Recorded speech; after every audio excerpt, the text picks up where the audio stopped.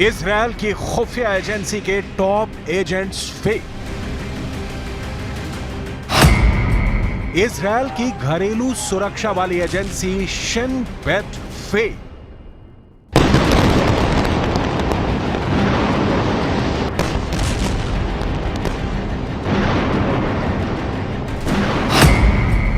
Israel का defence force यानी IDF fake.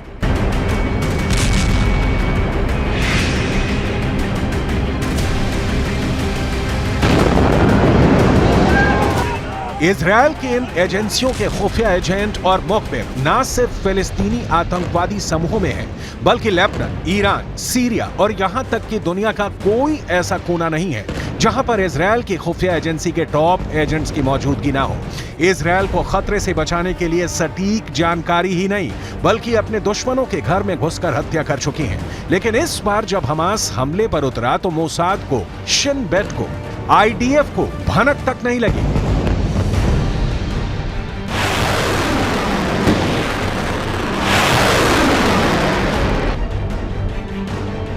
जल, थल, नभ, हमास ने इजरायल के इतिहास में विध्वंस और विनाश की नई स्क्रिप्ट लिख दी और इजरायल की तमाम खुफिया एजेंसियां मुंह ताकती रह गईं। सवाल है, हमास के हमले के पहले सूचना जुटाने में कैसे फेल हो गई तेज तर्रार मोसाद? शिन बेट को क्यों नहीं हुआ हमास के हमले का अंदेशा? आईडीएफ क्यों वक्त रहते हमास के खतरे को भांप नहीं पाया?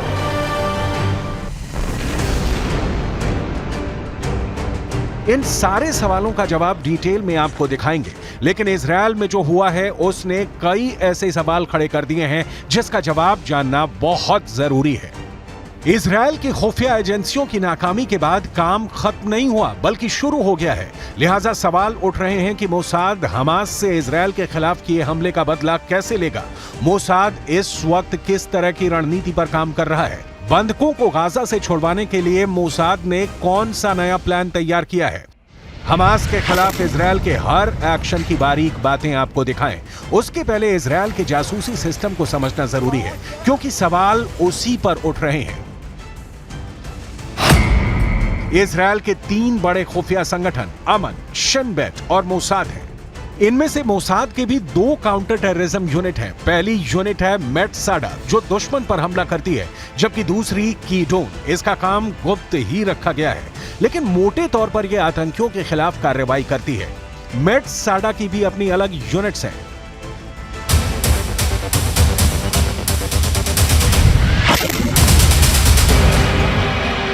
खुफिया जानकारी संबंधित अत्याधुनिक टेक्नोलॉजी, मजबूत सीमा पर सुरक्षा कैमरे, अत्याधुनिक thermal imaging, motion sensor, border पर आधुनिक फेंसिंग। बावजूद इसके हमास इजरायल में घुसा और मौत का तांडव मचा दिया।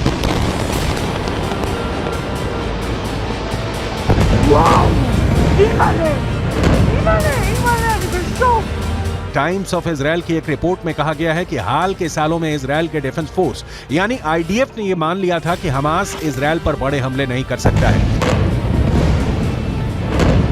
क्योंकि उसे इजरायल की ताकत का अंदाजा है और रिएक्शन के डर से वो ऐसा नहीं करेगा। लेकिन हुआ उल्टा। आईडीएफ का अनुमान एकदम गलत निकला।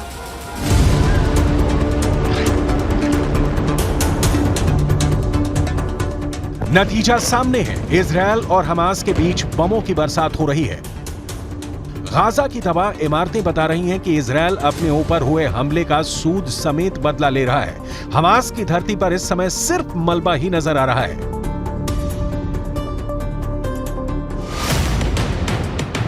इजरायल पर हुए हमलों और मौतों ने मोसाद की विश्वसनीयता को बड़ा झटका दिया है। हमले के बाद हर कोई 1973 के यौम किपुर युद्ध की विफलताओं के बारे में बात कर रहा है, लेकिन अब की बार का हमला यौम किपुर युद्ध की विफलता जैसा नहीं है, बल्कि ये और भी गंभीर है।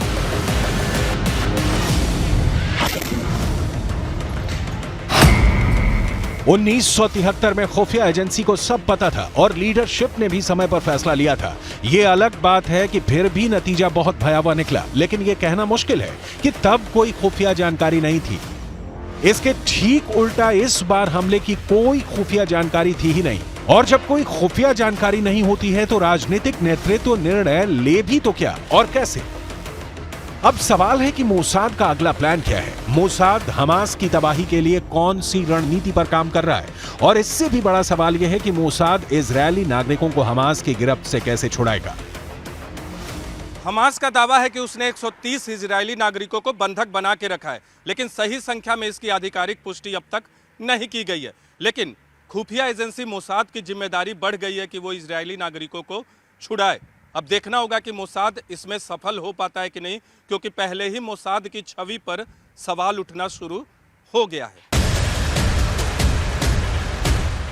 हमास के आतंकवादियों ने जिन इजरायली लोगों को बंधक बनाया है उसमें सिर्फ सैनिक नहीं, बुजुर्ग, महिलाएं और बच्चे भी शामिल हैं। समस्या यह है कि एक तरफ तो हमास को नेस्तोनाबूद करने तक इजरायल ने हमले करने का शपथ लिया है, और दूसरी ओर समस्या यह है कि इजरायल के जिन लोगों को हमास ने अगवा किया है उन्हें सुरक्षित छुड़ाना है। लिहाजा मोसाद ने बहुत सोच विचार कर एक्शन प्लान तैयार किया है जो 2 लेवल पर काम करेगा।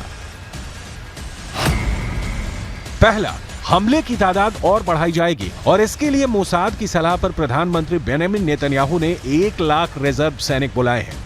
दूसरा, गाजा की पूरी तरह से नाकेबंदी का प्लान है। तीसरा, हमास के चंगुल में फंसे बंधकों को छुड़ाने के लिए इजरायल ने प्लान 5 तैयार किया है।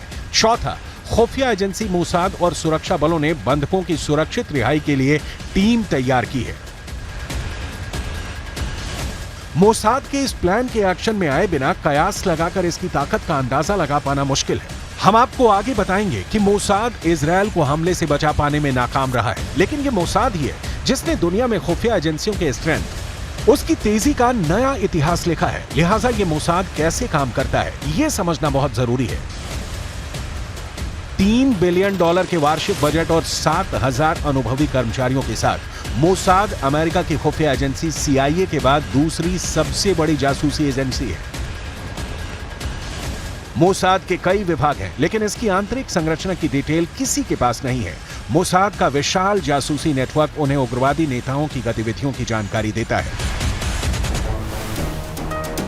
अपनी स्थापना के बाद मोसाद सरकार की जरूरतों के आधार पर खुफिया जानकारी जुटाती है। जानकारी जुटाने के लिए मोसाद कई तरीके इस्तेमाल करती है, जैसे ह्यूमन इंटेलिजेंस और सिग्नल इंटेलिजेंस जैसे तरीके। मोसाद ने अन्य देशों से खुफिया संबंध भी विकसित किए हैं।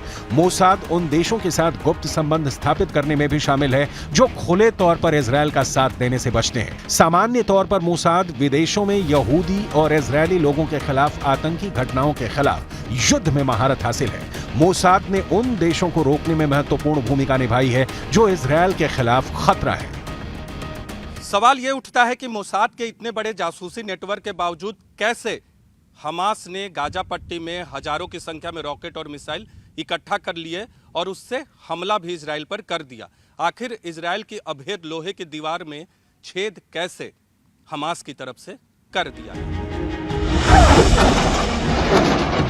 आगे आपको मोसाद के कुछ बहुत बड़े और दुनिया को चौंका देने वाले ऑपरेशन की डिटेल भी दिखाएंगे, लेकिन यहां उस सवाल को बार बार समझना होगा कि हमले का पैमाना, जिस जटिलता के साथ इसे अंजाम दिया गया और इसके लिए जिस कोऑर्डिनेशन यानी समन्वय और महीनों की योजना की जरूरत रही होगी, लेकिन इन महीनों में हमास के अटैक के प्लान की जानकारी जुटा पाने में मोसाद फेल हो गई। दुनिया की सर्वश्रेष्ठ खुफिया एजेंसी आतंकवादी संगठनों की गतिविधियों का आकलन करने में विफल रही है। इसके बाद मोसाद ने जो ऑपरेशन अंजाम दिए हैं उसकी लिस्ट देखकर नहीं लगता कि अब की बार भी इजरायल को बचाने में मोसाद को फेल होना चाहिए था। नवंबर 2020 ईरान के सैन्य परमाणु कार्यक्रम के top scientist brigadier general Mohsen Fakhrizadeh की हत्या कर दी गई। हालांकि मोसाद ने इसकी खुलकर जिम्मेदारी नहीं ली, लेकिन दुनिया के सामने पिक्चर बिल्कुल क्लियर है। 1976 ऑपरेशन थंडरबोल्ट, अरब के आतंकियों द्वारा हाईजैक फ्रांसीसी विमान को मोसाद अपने 94 नागरिकों के साथ युगांडा से मुक्त कराकर लाया था। इस ऑपरेशन की दुनिया भर में चर्चा हुई। ये बात दीगर है कि अब की बार मोसाद फेल हो गई। 1972 wrath of God, Munich Olympic के दौरान फिलिस्तीन के आतंकियों ने इजरायल के 11 खिलाड़ियों को बंधक बना लिया। मोसाद ने 20 साल तक ऑपरेशन चलाया और एक एक आतंकवादी को चुन चुन कर मारा।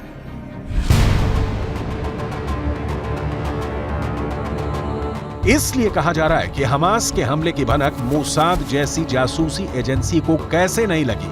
मोसाद का एक और बड़ा और सफल ऑपरेशन देखिए। 1960 में रूसी MiG-21 को इजराइल लाना। 1960 मोसाद ने अर्जेंटीना में एक सीक्रेट मिशन को अंजाम देते हुए नाजी युद्ध के अपराधी एडोल्फ एक्मैन को गुपचुप तरीके से अपहरण करके इजराइल ले आए। बाद में मुकदमा चलाकर उसे सजा दी गई। मोसाद ने अपने शुरुआती दिनों में आसान देशों से यहूदियों को इजराइल में लाने का काम किया। इथियोपिया से हजारों की संख्या में यहूदियों को इजराइल लाया गया, लेकिन अब मोसाद के सामने सबसे बड़ी चुनौती है कि वो बंधक बनाए गए 130 इजरायली नागरिकों को हमास के चंगुल से छुड़ाए। मोसाद एक्शन में है और अपनी भूल सुधारने के लिए उसके top agent super active mode में हैं। जबरदस्त टैलेंट, उन्नत तकनीक और लगातार बदलता क्षेत्र। एक ऐसी खुफिया प्रणाली जिसके कुछ हजार लड़ाकों से बने आतंकवादी संगठन के खिलाफ विफल नहीं होना चाहिए, लेकिन ऐसा हुआ, लिहाजा बारी मोसाद की है।